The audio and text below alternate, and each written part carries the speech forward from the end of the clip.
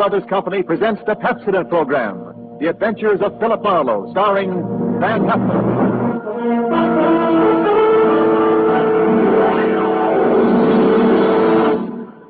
Pepsodent presents Philip Marlowe, Hollywood's famous private detective created by Raymond Chandler. Philip Marlowe, tough, cynical private eye of Murder My Sweet, the sardonic, case-hardened detective of The Brasher Doubloon, The Lady in the Lake, and The Big Sleep. You've seen him in action in all of those top-flight mystery pictures. Now, in order that you may continue to enjoy this exciting mystery series, Pepsodent brings you The Adventures of Philip Marlowe on the air with a cast of noted radio players and starring MGM's brilliant and dynamic young actor, Van Heflin.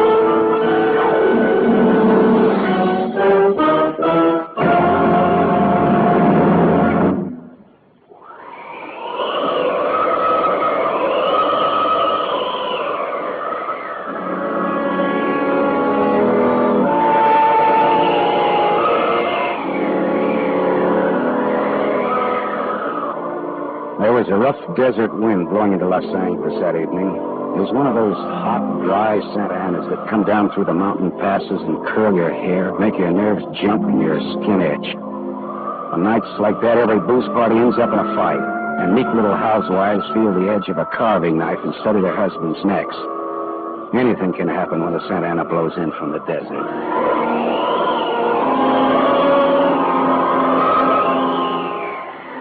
I closed up my office early. I got tired of reading Philip Marlowe, private investigator, backwards in the ground glass of my office door. So I opened the door and closed it from the outside and locked it and went out to get a beer before I went up to my apartment.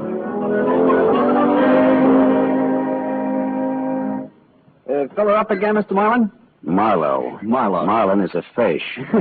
Yeah, I know. Hey, you bartender. Come in on a ride. Drunk again. What'd you expect in this business? Autograph hounds? Make it snappy, yeah? Be right with you, sport. I gotta draw this man a beer. Crying out loud, these stumble bums that come in here. You got another customer, Bacchus? Hey, Bud. You seen a lady in here lately? A lady? Tall, good-looking, brown hair, a print bolero jacket, and a blue silk dress. No, sir. No, sir. Nobody like that, Spinner. All right, straight Scotch, fast. I left my engine running out there. Yes, sir. Yes, sir. This slick-looking, sarcastic guy stepped up to the bar and drank his Scotch whole. Then he turned to go out, and he stopped. The drunk was grinning at him. And then, without changing his grin, the drunk swept a gun from somewhere so fast it was just a blur coming out. Made a couple of hard snaps, and a little smoke curled. Very little. All right, show other guys. Don't move. So long, Waldo. All right, don't move, you two. Oh, Waldo. But I made his nose bleed. So long, boys. Drink up. All right, get on that phone, kid. I'll get his license number. Holy smoke. Holy smoke. Not too late. Drove away with this dead guy's car.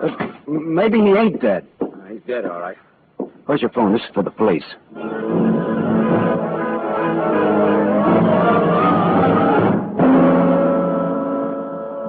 The prowl car boys were there in about 5 minutes. Waldo was out of business, all right. And nothing in his pockets told who he was, but he had about $700 on him. I told the cops what I knew, including about Waldo's tall, brown-haired pretty girl in the bolero jacket. It was about 9 o'clock when I stepped out of the elevator in my apartment house and almost walked right into a tall, brown-haired pretty girl in a bolero jacket, waiting for the elevator on my floor. Oh, excuse me. Just a minute, lady. I said, excuse me, I'm in a hurry. I'll be good enough Look, to you step better out. not go outside in those clothes. Just what do you mean by telling me This what? isn't a make. You're in trouble. Trouble? Yeah, the cops are looking for you in those clothes. But I haven't done anything that's... I'm in room 41 across the hall now. I never collected an etching in my life. All right, I'll go with you. I'll go. I got to my room and rustled up some scotch and soda and brought the girl her glass. She had a small automatic in her hand. It jumped up at me, and her eyes were full of panic. I put down both glasses on the table slowly so that I wouldn't be misunderstood. Look, sister, maybe this wind has got you crazy, too. Don't move. Careful, don't move. A man just got shot in a bar down the street. Before he got it, he'd been asking about a tall, pretty girl with a bolero jacket, like yours. What did he look like, this man? Tall, 5'11", slim, dark brown eyes with a lot of glitter, dark suit, white handkerchief in the breast pocket. And he must have seen you earlier tonight to know how you were dressed. Am I getting anywhere? He used to be my chauffeur. You had an appointment with him, didn't you? Why? Listen, he asked for you, didn't he? Yes, I had an appointment with him. He'd stolen something from me when he left 3 days ago. I was going to buy it back from him. Why didn't you tell the police? I couldn't tell him. It was valuable, wasn't it? Valuable enough for Waldo to steal? $15,000. Oh, it's peanuts. But it wasn't the value. It meant something to me. The man I loved gave it to me, and now he's dead. He was a flyer shot down over Germany.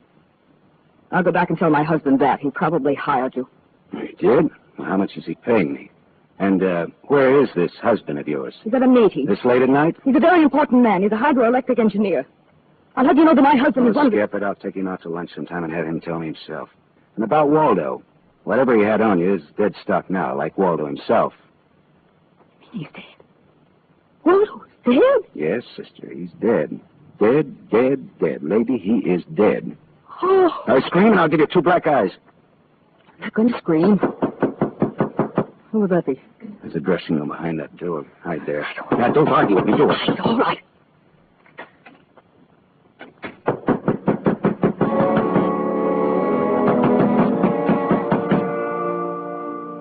And I went to the door, making a loud, yawning sound. The backs of my hands were wet. I opened the door. Without a gun, that was a mistake. I certainly knew the gun I was looking into. A .22 target automatic that had already killed one man that night. And I knew the ball head and the flat, shiny eyes and the face like a poisonous lizard. Baldy put the muzzle of his gun lightly against my throat. I backed into the room, and Baldy kicked the door shut. You alone? Look for yourself. I'm asking, not looking. I'm alone. You and that dumb bartender saw me dust off Waldo. What did Waldo do to you? Who's asking? Just making conversation. He stood on me on a bank job we did together. Got me 4 years in Michigan pen. How is he? Dead? I'm still good, drunk or sober. Tell me why I came here, pal. You heard the barkeeper and me talking. I told him my name, where I lived. That's how, pal. I said why. Skip, the hangman would ask you to guess why he's there. Oh, you're pretty tough at that, ain't you? But you're slamming off, pal. All right, but you could get that gun out of my neck and try somewhere else. Oh, yeah, sure. Is this better? This suits you all right? So it is my neck. Save when, pal? Sure, party. I leaned against the gun. The door at the dressing room showed a crack of darkness. The crack widened. I began to shake a little. The girl came quietly into the room, but there was white all around her iris. She was scared. She had her gun in her hand, but I was sorry for her. Dead sorry. She'd try to make the door scream either way. It'd be curtains for both of us. You scared, mister? You worried about any little thing? I couldn't talk. The girl floated in the air somewhere behind Baldy, and her horrified face was drifting toward us. My mouth was as cold and dry as yesterday's toast. Well, kid, how's it feel? You ready yet? Go on, say the word. Well, don't take all night about it if you're going to do something about it. Why not, pal? I like this. Well, suppose I yell. Go ahead, yell. Go ahead. Hey, look! Oh? Thanks, sister. Thanks. That buys me. Everything I have is yours now and forever. You flatter me no end, lady. I only punched him. All right, now get out of here while I call the cops down on this killer. Good night. Good Hey, night. wait. Leave that bolero jacket here. It marks you for the cops. Oh, yes, here. Okay. See you again? What? Oh, I don't know. No, I guess not. After all, who am I to be the rival of a dead flyer? I'll see that the police get Jesse James here. Good night, lady.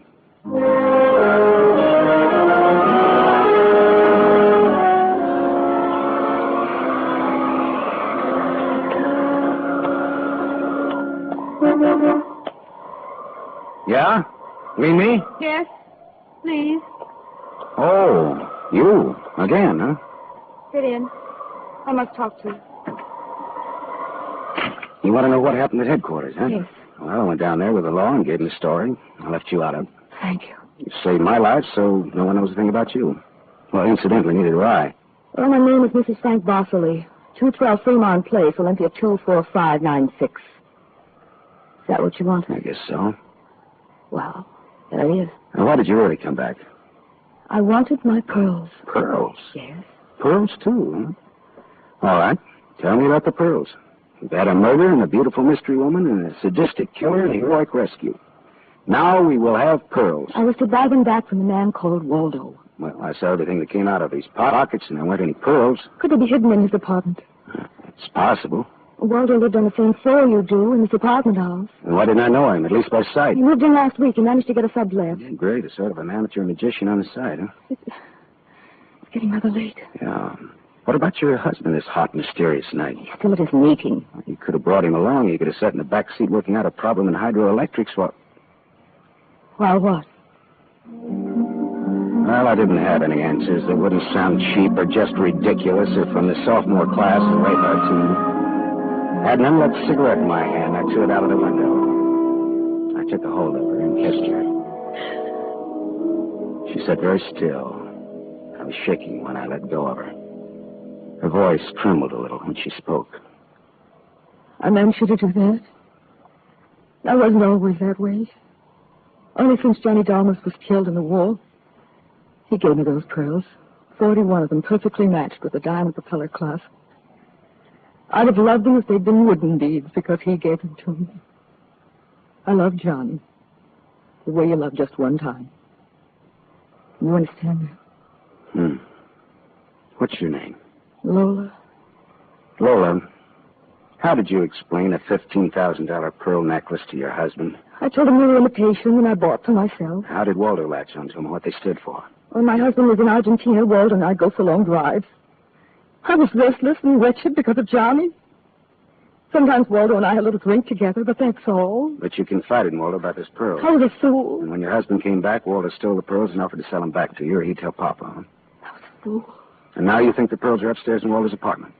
I suppose it's a lot to ask. No, sweetheart. I've been paid. I'll go look. We're here.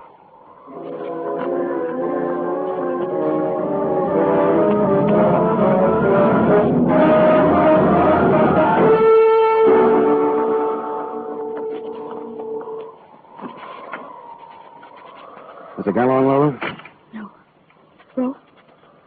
No. No pearls? No pearls. Oh. There was a man in Waldo's room. Man? Who? You know a man named Leon Bostanos? Not by name. I don't know. Mexican, South American, about 45, small, iron gray hair, very neat, fawn-colored suit, wine-colored tie. No, I don't think I know such a man. Is he the one in Waldo's room? Yeah. What does he have to say? Very little. In fact, nothing. He's dead.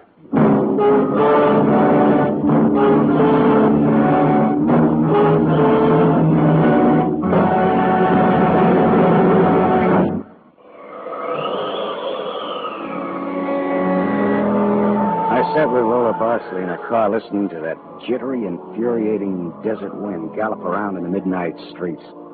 I just told her about the Latin-looking man I'd found in Waldo's room in a very dead condition. I held her hands until they stopped trembling, and I gave her the few remaining details. He had a gun in a shoulder holster, but someone had strangled him before he could use it. Someone? Waldo? Maybe. You see that convertible coupe two cars ahead of us? Been there for hours. He was there before I parked here to wait for you. Leon, the man in Waldo's room, came in that car, but according to the key containers he carried, that isn't his car. Whose car is it? Does it matter? Well, it belongs to a lady according to the tag on the keys. A lady? Well, anyway, a woman, if you're going to split hairs. Eugenie Kolchenko, in West Los Angeles? Never heard of her. Uh-huh. All right, well, you go home now, huh? What are you going to do? Drive that flossy convertible around, wave at my friends, impress people. You run along now. Me, I've got another date.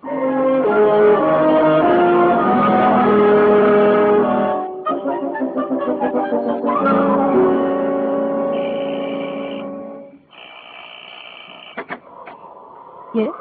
What is it, please? Miss Eugenie Kolchenko, Yes? What is it? did you lose or misplace a pigeon gray convertible coupe? What are you saying? Now, don't be alarmed. I found it, and I brought it home to you. Come in, please. It is a reward you wish. Shall we say... Snap out of it, Dragon Lady. Who was he? Oh, what's A little guy, Leon. You loaned your car to. He's dead. Who was he? Oh, no, no. Oh, yes, yes. Eugenie. Darling, come here, please. What's the matter, honey? Who is this man? I came about Miss Kolchenko's car. What about her car? The gentleman who borrowed it couldn't return it on account of he isn't alive. She's dead. Darling, she's dead. Well, that's putting it more bluntly, of course. Dead, huh? Completely. Who are you? Philip Marlowe, private investigator. My card. Mm-hmm. You told the police yet? Never do at once what can be deferred pending negotiations. He's something. I'm not negotiating. Oh, peachy. What do you know, Marlowe? A man named Waldo was shot in a bar tonight. I happened to have the inside as to who he was, and when I visited his apartment tonight, I found this Leo Balsanos dead. He wouldn't have had $500 in 20s on him, would he? No, but this Waldo had over $700 on him when he was killed at that cocktail bar, mostly in 20s. Hmm. Is there a basis there for negotiations yet? Very well, Marlowe. I'm a married man. There were certain unpaid bills for some stuff Miss Kolchenko here had charged to my account. But you told me I might charge to your account. All right, so I wasn't very bright. That might be the understatement of the decade, but go on. I had the unpaid bills safely in my briefcase. Somehow this Waldo had a chance to steal the briefcase. I hired Leon and gave him $500 to buy back those bills from Waldo. Instead, Waldo took Leon's dough and was forced to kill Leon in the process. And then he went out to keep another date and accidentally walked into an old pal hostile enough to blow him down. And someone still has those bills. And I'm in for remorse. The man who shot Waldo got away in Waldo's car with your briefcase in it. Yeah, that could be. The cops caught him. Oh. And the police have the briefcase. Maybe. But the police are interested in solving crime, not in tossing mud for the benefit of sensation eaters. Look, I've got a friend or two at headquarters. Let me see what I can do. It's worth $500 to me. Well, then that's what it'll cost you. Well, good luck. And, thank you, Mr. Marlowe. Philip Marlowe, remember? My name is Frank Barcelay. Barcelay. Oh. What does that mean? The big hydroelectric engineer? Yeah. How did you know? My voices tell me. Who? Darling, this man is manifestly insane. It's the heat, Miss Kolchenko. It's the Santa and it's the desert wind. May I use your telephone?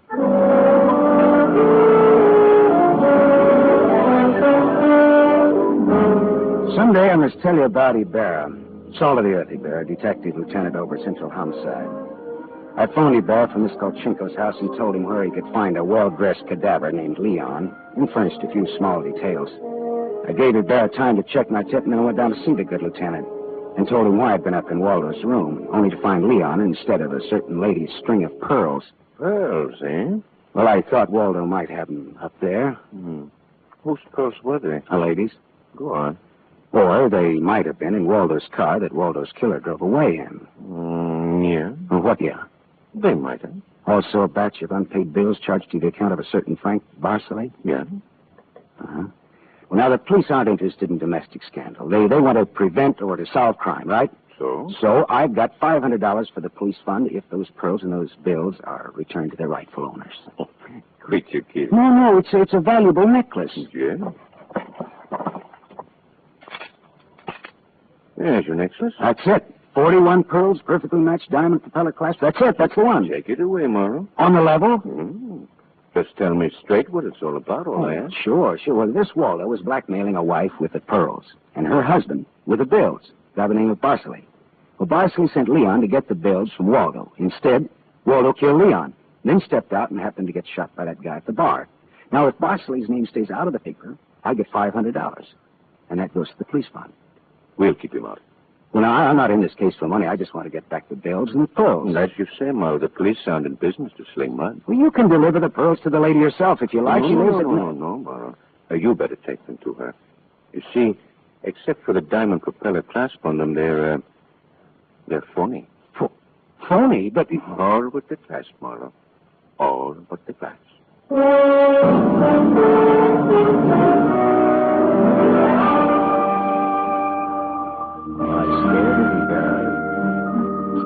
So the friar, Johnny Dalmas, the great lover, had given Lola a string of fake pearls. Well, I didn't know how to tell her, but I called her up and told her to meet me at the Beachcombers at 2. I was going to slip her the bad news slowly. I'm glad you asked me to meet you here, Mr. Marlowe. See, I had to have someone to talk to. Go ahead. Go ahead, talk, honestly. Now, Mr. Marlowe, now more than ever, I must have those pearls. Why? Money trouble? Oh, no. It's just that everything's gone wrong. And this morning my husband told me we're to separate. Oh, I'm sorry, Lola. But if I had Johnny's pearls, it would be a link with the past, and with Johnny, it all he meant to me. It's how a woman feels, Mr. Marlowe. I wouldn't blame you for not understanding. Maybe I do, though. So please, Mr. Marlowe, please, we'll try to find my pearls. Lola, look, Even if it isn't all of them. Any part of them. Any single smallest one of them. It'll be Johnny's. Look, will you meet me here again around 4 o'clock? I'll be here. Okay, I'll see what I can do.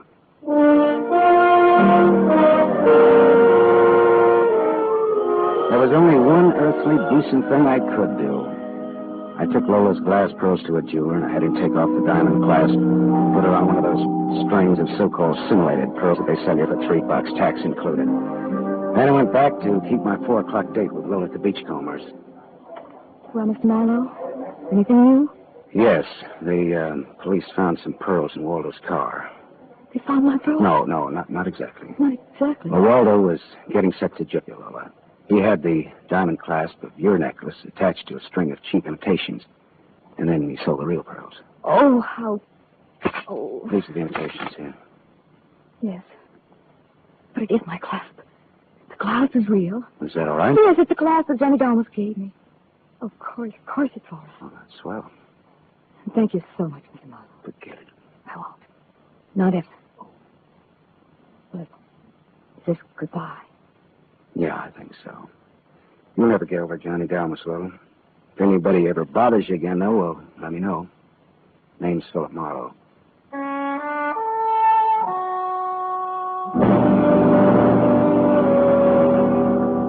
I drove almost to Malibu and then I parked and walked out on a rock cliff.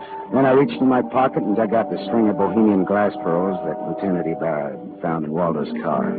I cut the knot at one end and slipped the pearls off one by one. One by one, I flipped them into the water. The bell swooped down on them, and they flapped up again, screaming indignantly. The phony pearls had fooled Waldo and Lola Barsley, but they couldn't fool a seagull. I said to myself, to the memory of Johnny Dalmas, just another four-flusher. I listened a while to the wheeling seagulls. All at once I realized that the wind had died. The Santa Ana had blown itself out. The red wind was done. It was over.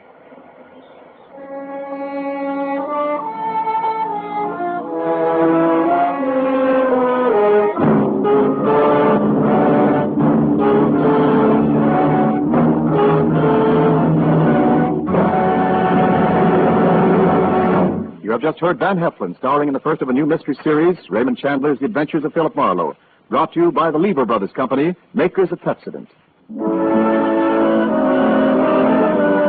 Tonight's story on The Adventure of Philip Marlowe is based on Red Wind, written by Raymond Chandler, creator of Philip Marlowe, the screen's most famous private detective. It was adapted for radio by Milton Geiger. Heard with Van Heflin was Lorene Tuttle as Lola Barsley. And this is Wendell Niles inviting you to listen again next week at this same time to another exciting story on The Adventures of Philip Marlowe, starring Van Heflin with a distinguished cast.